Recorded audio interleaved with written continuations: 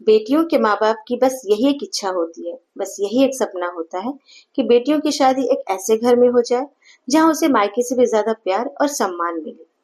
इसीलिए माँ बाप जब भी कोई रिश्ता देखते हैं अपनी बेटी के लिए तो वो हर तरह से जांच पड़ताल करते हैं, परखते हैं कि बच्ची यहाँ सुखी रहेगी या नहीं।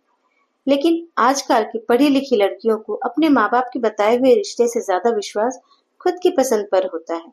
उनका कहना है कि वो किसी अनजान व्यक्ति के साथ पूरा जीवन नहीं बिता सकती हैं, जिसे वो प्यार नहीं करती, जिसे वो जानती नहीं, उससे वो शादी नहीं कर सकती। शादी करेंगी तो उससे जिसको वो जानती हैं, प्यार करती हैं।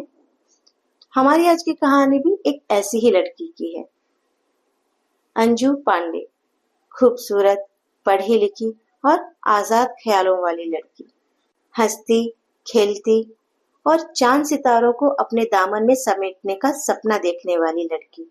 सब कुछ कर सकने में सक्षम लड़की। फरवरी 2018 को उसने प्रयागराज के संजय पांडे के साथ प्रेम विवाह किया। उसके साथ 7 फेरे लिए, लेकिन उसके साथ 7 साल भी नहीं गुजार सकी।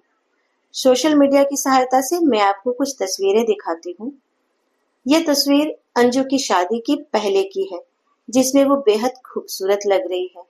और ये दूसरी तस्वीर है, जो शादी की बाद की तस्वीर है, जिसमें वो एक जिंदगी से हारी हुई, हताश और जिंदा लाश लग रही है।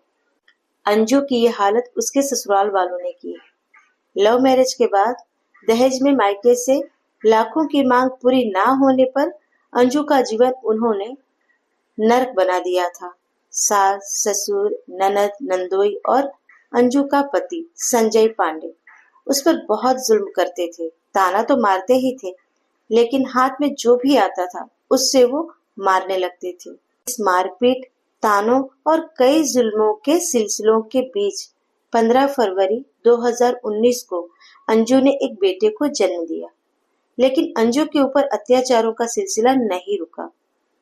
पिता ने कैसे भी करके 1 लाख रुपए की व्यवस्था करके ससुराल वालों को दिया था।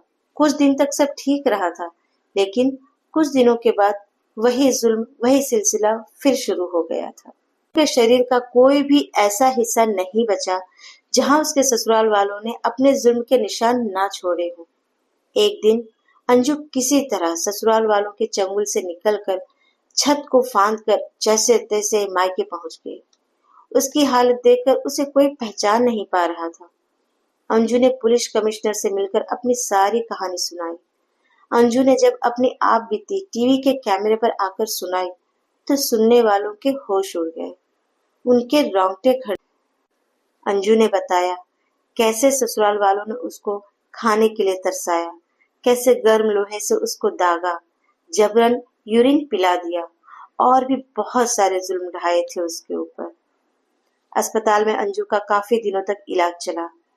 वाराणसी के पास ढलवरिया की अंजू के तहरीर के आधार पर जैतपुरा थाने में नई बस्ती लहरतारा के रहने वाले उसके पति संजय पांडे, ससुर, सास, ननद, नंदोई, इन सब के खिलाफ दहेज उत्पीड़न समेत कई संगीन आरोपों में मुकदमा दर्ज करवाया गया। अंजू का कहना है उसके ससुराल वालों का वही हाल होना चाहिए जो उन सब ने मिलकर उसका हाल किया था। उन्हें भी वैसे ही भूखा प्यासा तड़पाया जाए, उन्हें भी वैसे ही मारा जाए और उन्हें भी वैसे ही गर्म सलाखों से दागा जाए।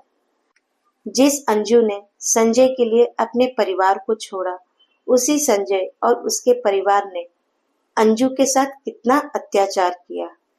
गर्म सलाखों से दागा, उल्टा लटका कर पीटा, खाना मांगने पर इंसानी गंदगी जो हम मुंह से बोल भी नहीं सकते, प्यास लगने पर उसे पेशाब तक पिला दिया गया। संजय और उसके परिवार वाले दहेज के भूखे थे। अंजू के घर वालों से पैसे नहीं मिले तो उस पे इतने जुल्म किए गए ताकि वो मर जाए। उसे अपने रास्ते से हटाना चाहते थे, लेकिन किस्मत से अंजू ने जिंदगी की डोर को इतनी मजबूती से पकड़े रखा कि उसी डोर के सहारे वो आज जिंदा है। आज वो अपने मायके में है और इंसाफ की राह देख रही है। वो अंजू जिसने अपने परिवार वालों के खिलाफ जाकर अपनी मर्जी से शादी की थी, वही अंजू आज सभी लड़कियों को ये सलाह दे रही है कि कभी भी अपने माँ बाप के खिलाफ मत जाना, कभी भी उनका विरोध मत करना और कभी भी लव मैरिज मत करना। अंजू की नजर में लव मैरिज से बड़ा पाप कोई हो ही नहीं सकता। ईश्वर से प्रार्थना है कि अंजू के साथ जो भी हुआ वो और किसी लड़की के साथ ना हो। फिर मिलते हैं एक नई कहानी के साथ।